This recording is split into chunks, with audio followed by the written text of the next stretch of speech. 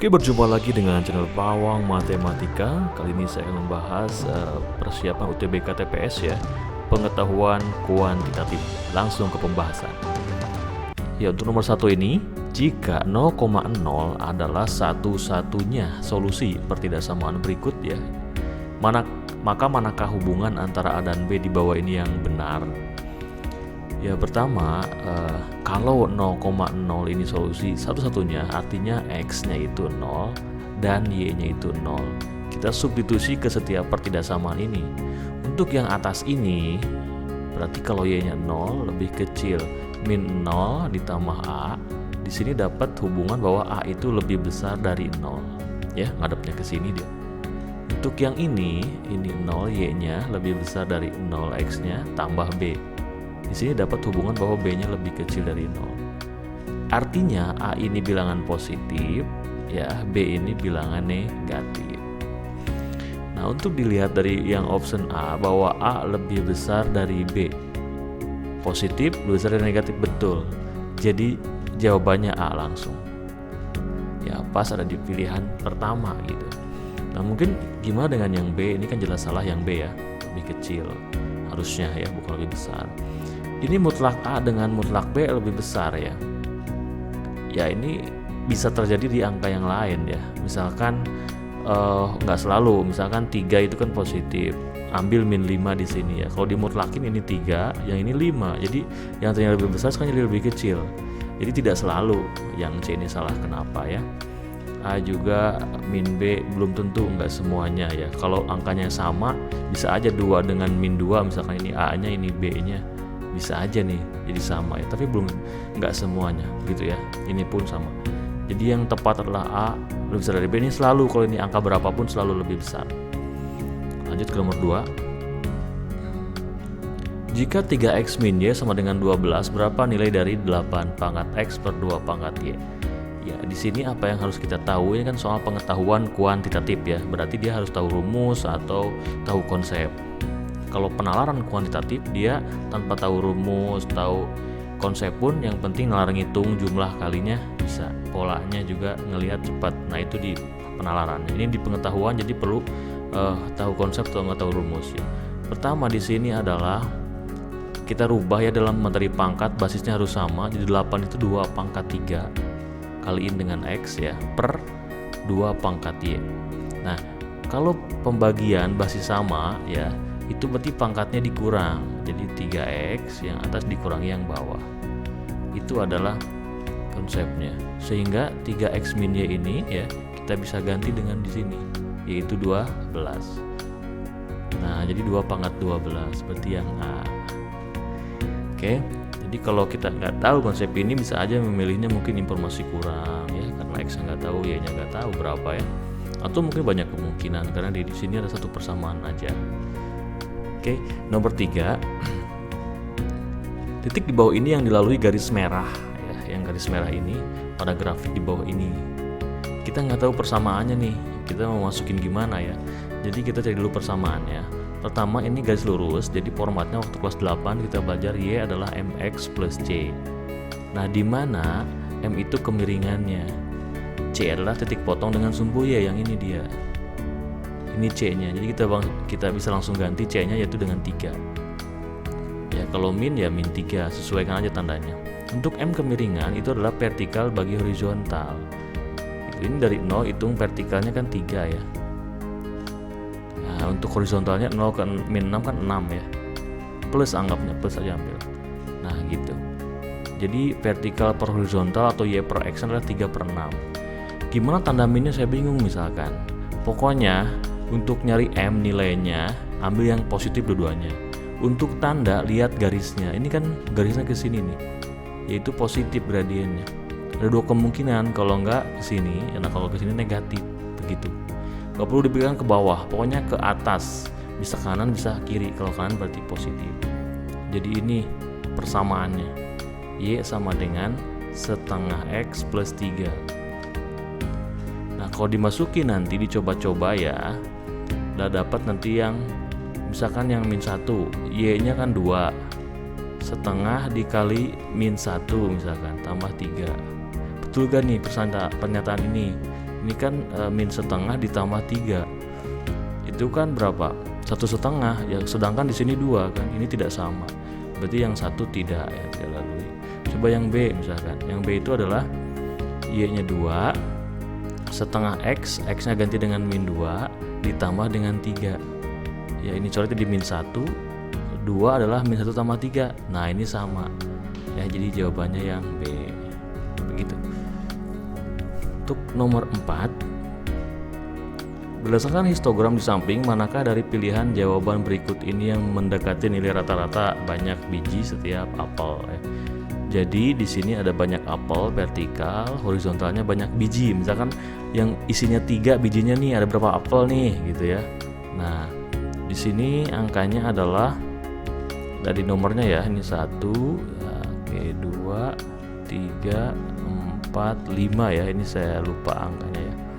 Jadi ada yang bijinya 3, yang isinya 3 ada 2 ya. Saya lupa belum diisi. Jadi 3 kali 2. Nah, kita kaliin ya, yang kotak ini adalah 3 kali 2 nih. Yang ini ya, yang batang ini 5 dikali 4 ya, 5 kali 4. Kita kaliin dulu. Yang ini 6 kali 1. Ini 7 dikali 2. 9 dikali 3 ya. Kita jumlahin ya, jadi 6 ditambah 20 ditambah ini 6 kali 1 ya, 6 ditambah 7 kali 2 ya, 14. 9 kali 3 27. Oke, jumlahnya berapa nih? 10, 16, 23 24, 73. Nah, 73 dibagi oleh banyaknya apel ya. Ada berapa nih apel? Yang ini kan 2, yang ini ada 4, yang ini ada 1, yang ini ada 2, yang ini ada 3. Jumlahnya berapa? 2 tambah 4 6, tambah 1 7, tambah 2 9, tambah 3 12. Berarti 12 apel. Nah, kita bagi ya, ini 6 7 2. Ah, udah kelihatan di sini ya. 6,0 nih ya. Berarti yang mendekati adalah nilai rata-rata itu banyak biji setiap apelnya itu 6 ya, 6. Rata-ratanya adalah 6. Itu yang mendekati ya, karena 6,0 ya. Kalau terusin yang mendekati berarti 6. Jadi intinya ini mencari rata-rata aja, kaliin banyak biji dengan frekuensinya ya. Frekuensi yang vertikal ini. Oke. Nah, kalau yang 4 ini kan nggak ada nih biji 4, jadi kali 0. Jadi nggak usah dihitung. Itu kaliin banyak biji per kali frekuensi dibagi banyaknya apel. Ya, kita lanjut ke nomor 5. Daerah yang berwarna hitam. Ya, pertama kalau yang option A ini K iris L. K iris L tuh jelas bukan yang di sini tapi di sini harusnya ya. Jadi yang A salah. Yang B K iris L. K iris L berarti yang putih juga. Oh sorry, kalau yang B ini K iris L komplement, betul yang ini. Tapi digabung dengan M komplement. Kalau digabung dengan M komplement berarti yang kuning juga sama nih harusnya. Harus hitam juga. Untuk yang C K iris L komplement, betul di sini. Diiris dengan M komplement. Nah, yang bukan M itu berarti kan keluar yang kuning juga. Tapi ini diiris bukan digabung. Jadi diambil yang paling sedikit. Jadi daerah awal kan di sini. Nah, diiris dengan yang bukan M. Nah, berarti jawabannya yang C. Ya gitu. Intinya kalau yang lebih dikit begini daerahnya itu irisan. Ya, bukan L, betul, bukan L. Bukan M juga, betul. Karena kalau nanti M masuk, ini juga masuk di sini ya. Karena bukan M berarti yang di sini aja. Oke. Iris M komplement ya. Jadi yang C nomor 5 ini. Lanjut nomor 6. Bersama lingkaran berikut yang berpusat di P0,4 ya. Jadi lingkarannya itu pusatnya di titik di sumbu Y berarti ini ya, X-nya 0, Y-nya 4 ya.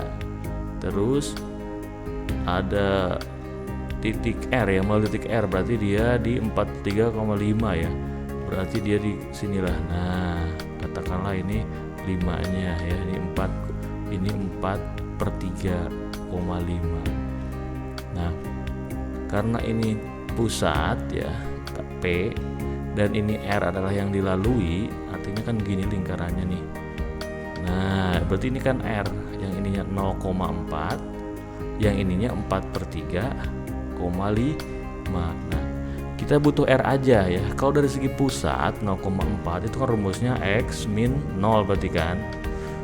Nah, ditambah dengan Y-nya min 4. Nah, gitu tinggal sama dengan R kuadrat. Di sini kelihatan bahwa ini X kuadrat ditambah Y min 4 kuadrat. Nah, ini udah ketahuan berarti jawabannya kan antara 3 ini ya. Sekarang untuk nyari R-nya pakai rumus jarak, yaitu akar dari selisihnya aja ya. 5 dengan 4 selisihnya 1 ya. Ini 5 dikurangi 4 dikuadratkan ditambah dengan 4/3 kurang 0 ya. 4/3 dikurangi 0 dikuadratkan.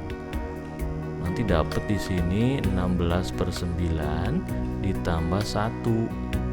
Ya, kalau ini disamain penyebut berarti berapa nih? 9 kali 1 9 tambah 16 25/9. Kalau di ini adalah R kuadrat. Ini R ya, karena udah ada akar. Berarti kalau R kuadrat cukup dikuadratin aja. Berarti R kuadrat adalah dicopotin akarnya jadi 2/5/9. Nah, itu ketahuan R-nya ya. Berarti jawabannya yang C. Ingat rumus jarak ya. Diselisihin X dengan X, Y dengan Y, baru dikuadratin, diakarin kalau nyari R. Kalau nyari R kuadrat gak usah diakarin, pakai Pitagoras gitu ya. Nomor 7, berapa banyak jalan terpendek dari S menuju F ya. Ini start maksudnya S2 dan finish di sini. Jadi kemanapun jalannya, kalau terpendek itu berarti gerakannya harus ke atas sama ke kanan ya, ke atas dan ke kanan. Cuman jadi naik sama kanan. Kalau saya ambil naik dulu, berarti ada 3 naik ya. Ada naik. Terus kalau ini 1, 2, 3, 4, 5, 6. Ada kanannya ada 6. Nah, ada berapa? Ini totalnya ada berapa nih? Ini 3 ya. Yang ini ada 6. Jadi 3 naik, 6 ke kanan. Dia mau ke sini begini. Intinya tetap dia akan jumlahnya sama, 3 naik sama 6 ke kanan, dan banyak lagi mau ke sini juga ya. Nah, caranya gimana ya? Gimana caranya gini. Kalau ada N-nya 3 dan K-nya 6, kita lihat dari sudut pandang permutasi gitu. Sama aja kayak mau mempermutasi objek yang identik ya. Nah, N-nya di sini semuanya ada 9. Jadi kalau pakai permutasi berarti ini P totalnya 9 ya, 3 sama 6. Ini objek yang sama. Jadi 9 faktorial per 3 faktorial 6 faktorial. Berarti ini sama dengan apa? 9, 8 ya, mundur 7, 6 faktorial per 3, 2, 1, 6 faktorial. Ini coret ya. Ini juga coret. Ini juga coret. Jadi 3 kali 4 12 dikali 7 ya. Itu 84. Nah, gitu. Nah, kalau yang lebih cepat kita bisa lihat dari secara kombinasi. Kalau pakai kombinasi berarti kan totalnya 9 perjalanan. Diambil aja 3 untuk naik. Sisanya pasti ke kanan kan cuman 2 jenis, naik sama ke kanan. Cara cepatnya cukup gini, 9 mundur 2 langkah, 8, 7, 3 mundur 2 langkah. Ini cara cepat kombinasi ya. Kalau bingung ada di video khusus untuk belajar permutasi kombinasi ya. Juga coret. Nah, 12 kali 7 84 sama. Oke, begitu untuk permutasi kombinasi soal peluang di soal ini TPS ini. Lanjut ke nomor 8. Berdasarkan grafik di samping, manakah pernyataan berikut yang benar ya? Tipe ini cukup lihat di sini ya cara menjawabnya. Jadi kita cek pernyataan yang satu ya. Yang pertama ini F1 4. Kita cek ya, ketika X-nya 1, Y-nya 4. Kita lihat di grafik. X-nya 1, ingat di sini ya. Ini 1, Y-nya berapa? 1, 2, 3, 4. Oh, betul. Ya. 1 betul. Berarti kalau 1 betul, ini nggak mungkin ya. Terus yang 2, fx mencapai maksimum saat X-nya 3. Coba X-nya 3, 1, 2, 3. Apakah maksimum? Oh iya, ini paling tinggi dari interval ini sampai sini. Betul lagi nih, nomor 2 betul ya, berarti yang B juga mungkin salah. Sekarang 1, 2, 3 kan, kita ceknya 4. Kalau 4 salah berarti A jawabannya 4. F-2 adalah -2. F-2 coba ini 0 ya, -1 -2 di sini. Nah di sini -2 nih. Coba ke bawahnya berapa? 1, 2, -2 lagi. Oh iya betul. Berarti kalau gini betul semuanya ya. Jadi jawabannya yang E. Semua pilihan benar. Lanjut ke nomor 9. Berapakah nilai N supaya N-1 plus 1 ini dimutlakin ya, bernilai 2. Berarti mutlak dari N-1 plus 1 itu bernilai sama dengan 2. Berarti kalau dipindahin, ini kan 2 dikurang 1 ya, 1 dari sini ya, jadi mutlak N-1 sama dengan 1. Oke, jadi di sini itu kalau 0 jadinya 0 -1 sama dengan 1. Betul nggak? Mutlak dari -1 itu adalah 1. Betul ya, jadi 0 betul. Kalau 1 gimana? Mutlak dari 1 kurang 1 sama dengan 1. Apakah 0 kurang 1? Salah. Nah, 1 benar, 2 salah. Berarti 2 salah mah nggak mungkin yang ini, nggak mungkin yang ini, nggak mungkin yang ini ya. 4 doang juga nggak mungkin. Oh berarti 1/3 ini pasti 1/3 nih. Boleh kalau mau dicek ya. Jadi 2 dikurangi 1 sama dengan 1. Betul nggak? Nah sama ya, betul. Itu trik menjawabnya ya. Ini sama ini. Ini 1/3 berarti yang B. Oke, ingat, jadi dalam harga mutlak itu selalu positif. Jadi kalau -1 sama dengan 1 ya. Kalau mutlak dari -1, mutlak -2 itu pasti positif ambilnya. Karena jarak konsepnya. Konsepnya harga mutlak itu jarak, skalar gitu ya. Kayak tinggi badan ada nggak yang min, nggak, selalu positif. Nomor 10. Manakah dari grafik berikut yang merupakan fungsi ya? Pertama, untuk ngasih grafik, soal-soal grafik untuk mengecek fungsi bukannya dilihat dari namanya vertical test ya. Apa itu vertical test? Jadi kalau kasih garis vertikal kena grafiknya, memotongnya lebih dari 1 itu bukan fungsi. Contoh misalkan yang ini. Ada titik di sini, ini bolong nggak? Ini bolong, ini penuh ya. Ini penuh nih ya. Saya kasih vertical test. Nah, jadi ini dengan garis vertikal ada 2 titik yang kena. Ini kalau domain sama aja, misalkan ini 1 ya. X itu 1, ini dengan 1, ini -1. Jadi sama aja dengan 1 berpasangan dengan 1 dengan -1. Ini kan bukan fungsi, bercabang. Kalau dari grafik kelihatan dia kepotongnya lebih dari 1 ya, jadi ini bukan. Nah 1 bukan nih, berarti yang ini bukan.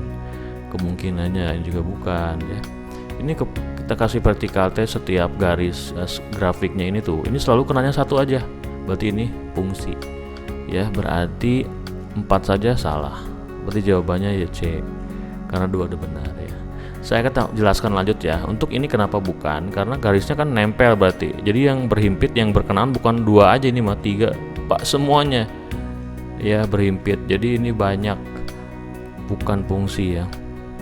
Jadi dengan X di sini dia dengan siapa aja, dengan dianya banyak banget. Untuk ini kasih garis vertikal yang ini kan ada full, ini kosong. Jadi ini enggak.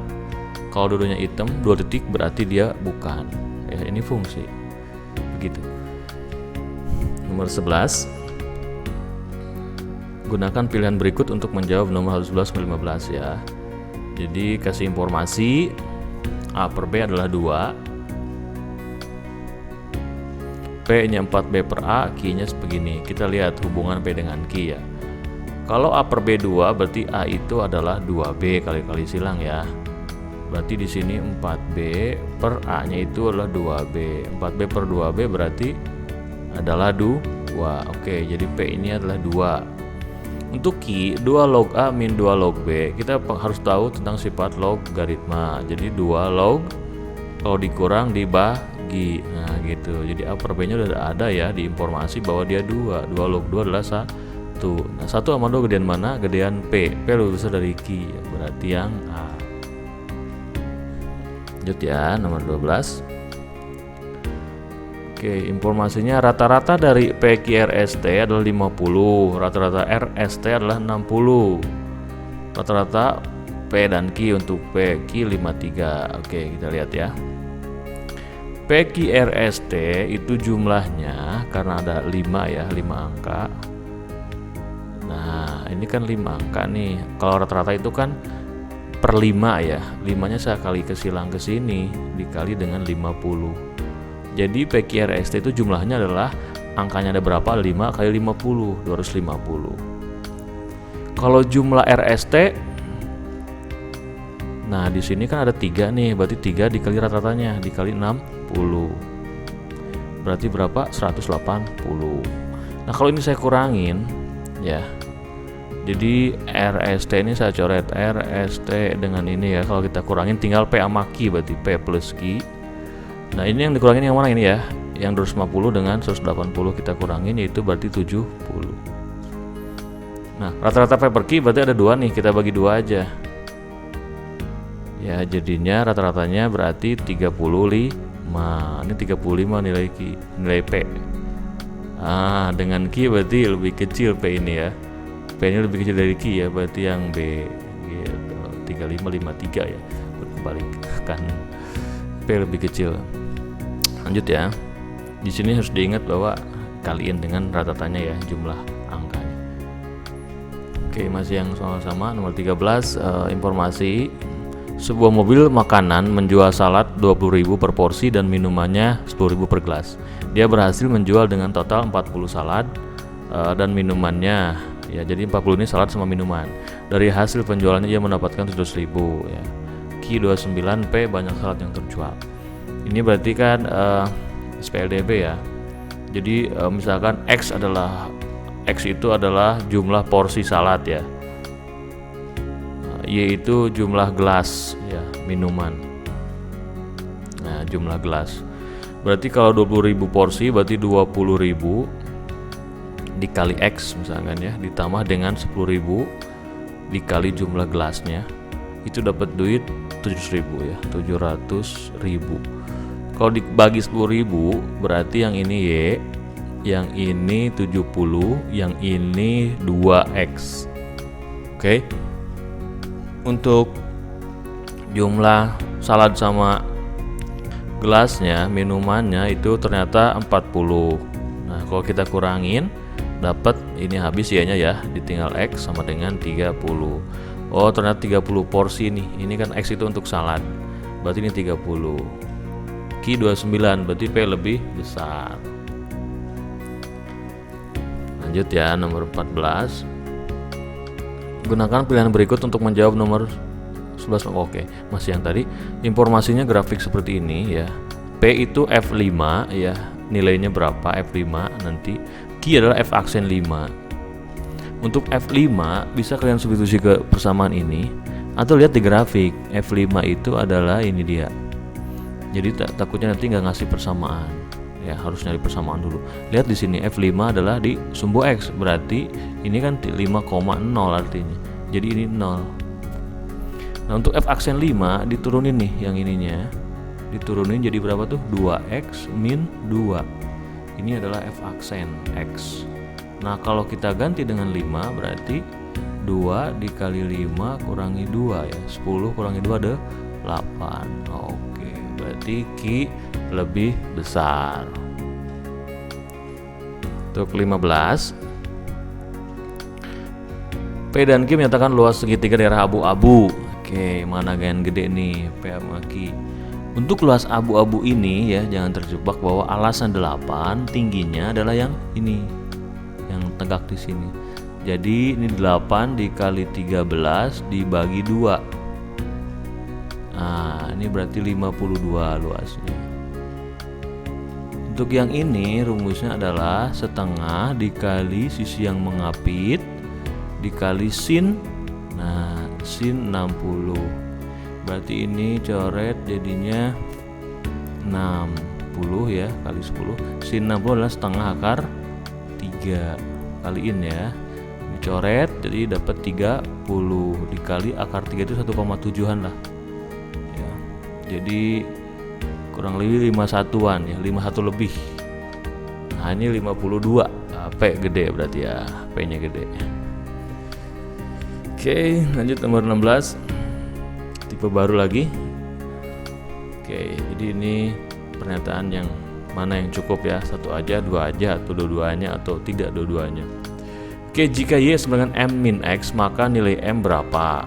Pernyataan pertama, 16 tambah 4X adalah 10 lebih besar dibanding 14. Cukup nggak dengan satu doang? Oke, kita racik dulu yang ini.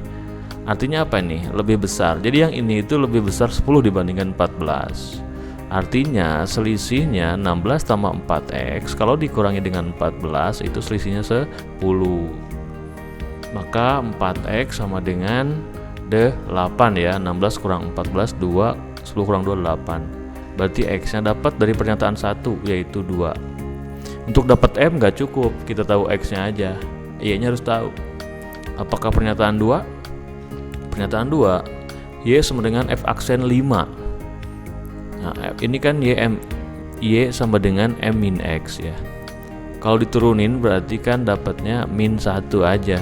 Ya kan, M0 turunannya min X adalah min 1. Artinya apa? F aksen X itu adalah min 1. Ini kan fungsi konstan. Berapapun domainnya, mau 5 ataupun yang lain, tetap aja dia nilainya min 1. Jadi Y ini ternyata adalah nilainya min 1 ya, karena ini hasil turunannya konstan dimanapun dia, titiknya min 1. Nah, dapat Y nya min 1. Baru dapat M nya, berarti Y M min X, Y nya min 1, M, X nya adalah min 1 ya. Jadi ini min 1. X nya 2 ya, X nya 2. Nah berarti min 1 sama dengan M min 2 ya. Jadi M nya adalah 1. Oke. Jadi bisa dicari M dengan dua pernyataan ini. Jadi yang C ya, dua pernyataan bersama-sama cukup untuk menjawab, tapi satu pernyataan saja tidak cukup. Berarti yang C. Oke, nomor 17. Pada suatu kompetisi balap mobil, kecepatan mobil Rossi 4/5 dari Rosso. Berapa kecepatan mobil Rossi? Untuk menjawab itu ada dua pernyataan. Jika kedua pembalap menambah kecepatannya 5 km per jam, maka kecepatan mobil Rossi 5/6. Oke, jadi berubah perbandingannya ya. Kalau ini mengurangi, maka berubah juga seperti ini. Oke, kita misalin dulu ya Rossi ya. Dengan Rosso ini perbandingannya 4/5.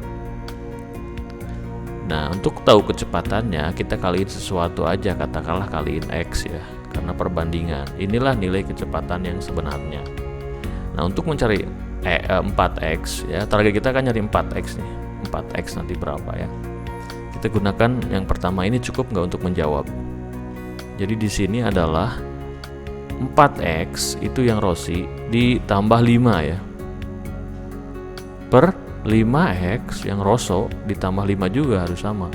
Maka sekarang jadi perbandingannya 5/6. Nah, ini adalah bisa kali silang dapat X-nya. Ya, kalau kali silang 6 dikali ini berarti 24X ditambah 30 ya. Yang ini 5 kali 5X, 25X tambah 25. Berarti X adalah 24, 25 ya X. 30 kurangi 25 adalah 5. Oh, X nya 5. Berarti ketahuan nih Rossi. Rossi itu berarti 20. Yang Rosso 25. Nah, udah ketahuan, dapat. Pernyataan itu saya dapat. Kalau pernyataan 2 dikurangi kecepatannya, berarti 4X dikurangi 5 per 5X dikurangi 5 adalah jadi 3/4. Oke, berarti ini juga kali silang, nanti dapat lagi X-nya. Artinya apa di sini? Pernyataan 1 dan pernyataan 2. Oke, pernyataan saja cukup. Nah, ini dia yang D. Pernyataan 1 saja cukup untuk menjawab pertanyaan, dan pernyataan 2 saja cukup. Gitu. Kalau digabung nggak perlu dua-duanya. Jadi satu persamaan cukup, satu pernyataan cukup ya. Satu aja atau 2 aja. Itu jawabannya yang D. Untuk Untuk nomor 18, sebuah toko online menerima rating kepuasan pelanggan antara 1 sampai 5 ya, kayak bintang gitu. Berapa nilai rating minimal yang diterima toko pada rating yang ke-11 gitu. 10 rating yang pertama memiliki rata-rata 4,5. Ini menurut pernyataan pertama. Bisakah menjawab dengan pernyataan satu saja? Kita cek ya. Kalau ada 10 rating pertama dan meannya rata-ratanya 4,5, maka jumlah rating 1 ya ditambah rating 2 terus sampai rating ke 10. Ini berarti 4,5 dikali 10 jadinya 45. Nah, ini jelas nggak bisa menjawab rating ke 11 ya, taunya rating pertama sampai 10 jumlahnya 45, udah gitu aja. Rating 2 apakah bisa menjawab dengan gabungan atau rating 2 saja? Kita lihat rata-rata rating 20 rating yang diterima 4,7.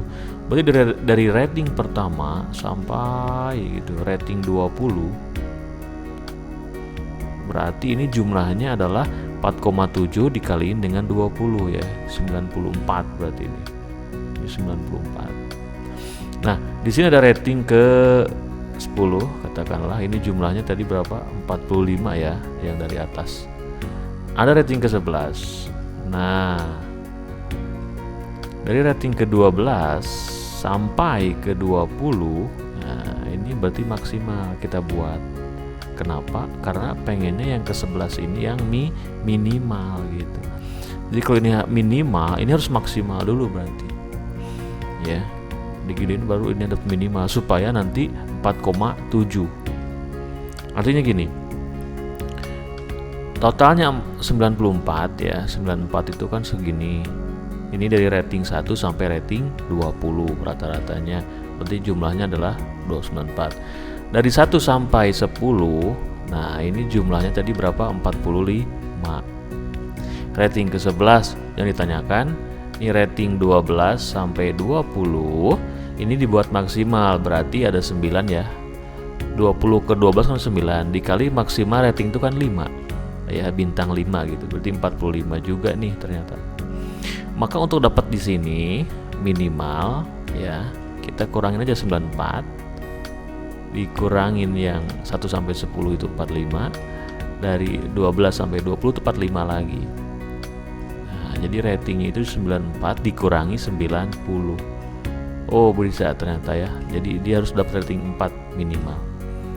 Jadi dengan penggabungan pernyataan 1 sama 2 itu bisa dicari.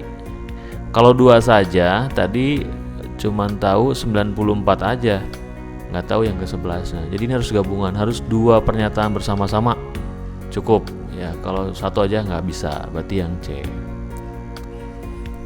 Nomor 19, diketahui ABC merupakan bilangan asli. Berapakah nilai kejumlah ketiga bilangan itu? Dengan pernyataan 1, ketiga bilangan memiliki selisih yang sama yaitu 2. Wah, ini betul banyak kemungkinan ya. Tidak bisa menjawab ini karena baru selisihnya doang. Bisa macam-macam. Bisa aja kan 9, 11, 13. Ini juga selisihnya 2. Bisa aja 1, 3, 5. Selisihnya 2 juga. Ini bilangan asli juga semuanya. Jadi nggak bisa 1 aja. Hasil kali ketiga bilangan itu 105. Hasil kali ketiga bilangan itu. Oke. A kali B kali C itu 105. Berarti kita faktorkan aja ya. Berarti ini bisa aja kan 7 dikali 15 ya. 7 dikali 5 dikali 3. Nah, ini 3 bilangan ternyata. Cek bedanya berapa nih? Oh, 2 nih sama ya. Ini juga 2. Oh, ternyata dengan pernyataan 2 itu bisa ketahuan. Jadi kalau ABC bilangan asli dan hasil kalinya 105 itu udah ketahuan. Jadi 105-nya kita pecah menjadi 3. Bisa aja 1, 15, 7. Bisa aja nih. Ya, angka-angkanya. Tapi di sini kan selisihnya bisa aja 1, 15, 7. Dia kata ABC merupakan bilangan asli. Berapakah nilai A plus B plus C? Nah, hasil kali ketiga bilangan itu 105. Ini dapat ya, bisa juga 1, 5, 3-nya ke sini 21. Juga bisa dapat. Nah, jumlahnya berapa ini? Kalau ini jumlahnya 7 tambah 1, 8, ini 23. 5 tambah 1, 6.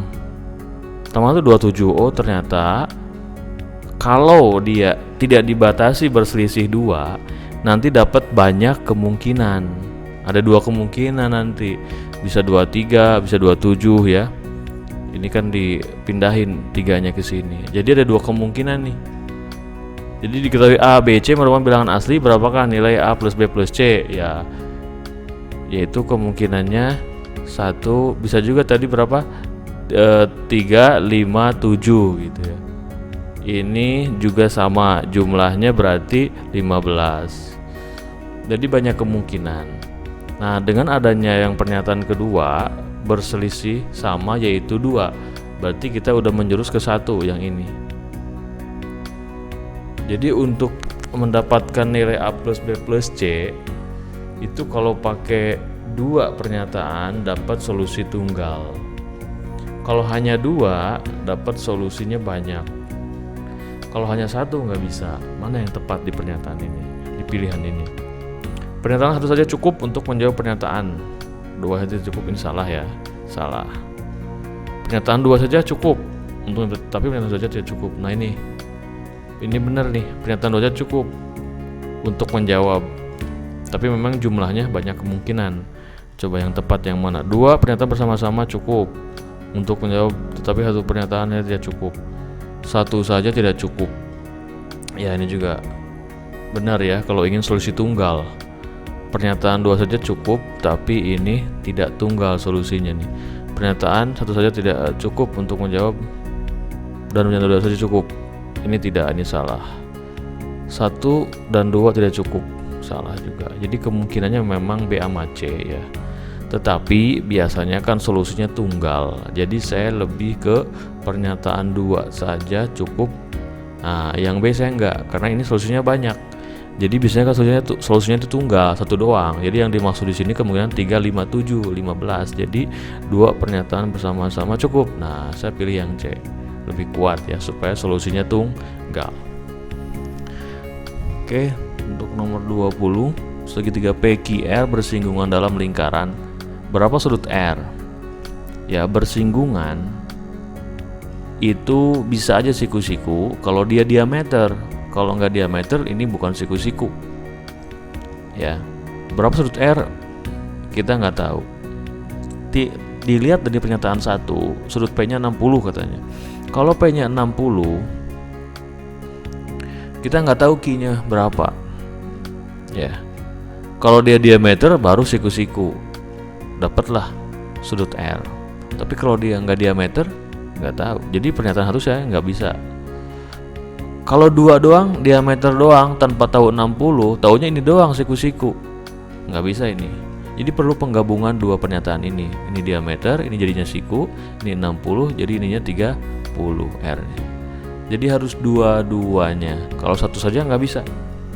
Kalau 60 doang, ini nggak tahu sikunya, ya berarti ini nggak tahu. Kalau yang kedua doang, ini diameter, ini siku-siku, ininya nggak tahu, juga banyak kemungkinan. Jadi harus dua-duanya. Oke, baiklah. Ini 20 soal ya. Prediksi untuk UTBK 2020 TPS ini masuk kategori pengetahuan kuantitatif. Artinya kalian harus tahu rumus, tahu konsep, baru bisa nyelesain.